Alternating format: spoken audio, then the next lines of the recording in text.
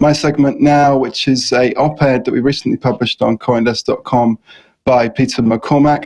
Peter McCormack is the long-term host of What Bitcoin Did, very influential commentator, particularly about the Bitcoin community and about Bitcoin, obviously. And he wrote an op-ed that was entitled Balaji Srinivasan's $1 million bet could be right, but I hope he's wrong. And this is picking up on a prediction from Balaji Srinivasan, who is a former CTO at Coinbase and another prominent commentator. And he was saying that if Srinivasan's prediction of $1 million by June 17th is correct, that would point to big problems in the US financial system and would not be desirable even if people in Bitcoin were making money from it. And this basically goes into a long-term debate about Bitcoin, about whether it's an inflation hedge, i.e. When inflation is going up, Bitcoin should also be going up because it's hard money against soft money.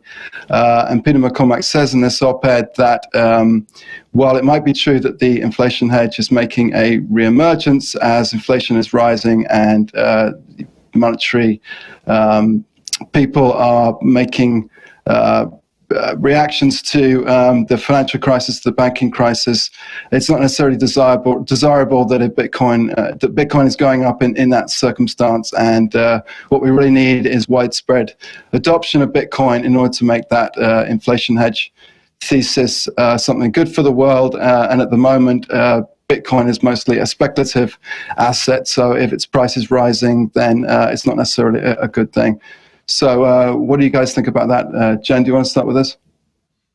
Yeah, sure. I have so many opinions on this article. It went in a lot of different directions, and it just reminded me, when on this show we spoke about the collapse of the three banks a few weeks ago and the depegging of USDC, and I said just these events immediately made me reflect on the Bitcoin white paper and what was going on in the world at that time. In the article, he says that, the people who need Bitcoin are accessing Bitcoin. And he points to people in different areas, people in different communities who have been failed by the financial systems there. And I think that this debate on Bitcoin as an alternative to the traditional financial system is one that will continue and is one that is healthy. And for me, my main takeaway is at least there is an alternative to the traditional financial system. And I completely agree that people who really actually need Bitcoin and aren't here speculating on the price and aren't here just, to make a quick buck are able to access Bitcoin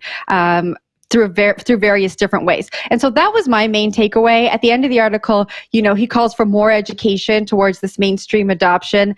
And this whole idea of Bitcoin reaching $1 million by July is crazy to me. And we've spoken about this on the show before too. Too much mainstream adoption too quickly can introduce way more problems to this industry than we need to deal with right now. I think there's a lot that we still need to solve. And so I am of the opinion that $1 million by July is crazy, but at least there is an alternative and there are different ways to access the alternative. Will. Way to dash all my hopes and dreams. I want $1 million Bitcoin as soon as possible. I do too. No. I really do too, but it won't be good. It would not be good. And I think that is the core idea behind the counter to Balaji Srinivasan's $1 million Bitcoin post. But I think also Balaji's whole post was just a meme to get more attention on Bitcoin and on his thesis that a lot of these banking problems are going to become only worse and not better. So in that sense, I think Balaji's whole thing was not very serious on the Bitcoin side of things. But I do think it brings up an important point on what would be the implications for $1 million Bitcoin in today's society. And that would be pretty bad. I think Peter McCormack put it in a very good way here at the end of the article. Slow and steady adoption would be better than a short, sharp shock. The latter has significant risks, widespread value destruction, people embittered by those who hold Bitcoin, and the risk of government forfeiture. And obviously, it's better to keep Bitcoin ahead of a crisis than learn about it amid a crisis. I think we saw a little bit of this during the COVID pandemic, right? The beginning of COVID, Bitcoin was a little sluggish. It was around $6,000. We had that little sharp crash on Black Thursday. And then during COVID, we had a lot of money printing and Bitcoin started taking off. And in retrospect, the reasons for Bitcoin taking off was mostly because there was like a lot of money pouring into risky assets, right? It wasn't just Bitcoin that was going up. It was a lot of stuff that was risky. But it did catch a lot of people off guard. And I think it frustrated a lot of people and it left some people on the sidelines, some people who needed Bitcoin, right? And so now that we're sort of in the doldrums again, we're in a bear market, I think it's good to reflect and realize that maybe we do want really slow adoption of Bitcoin because that means like the world is a pretty decent place and not a really terrible place. That's my thoughts on it. And I definitely agree with Peter on this one. Ben, I'll throw it back to you. Yeah, I completely agree with him as well. A place in which this inflation hedge thesis is really correct and Bitcoin is going to $1 million in a hurry. It is not a financial world that we want to live in. And if we do want to move to hard money, and that's why a lot of us are here, then that should happen more steadily and slowly with a widespread base rather than a few people on Wall Street speculating on it. So here's a quote from the article that we're putting on the screen.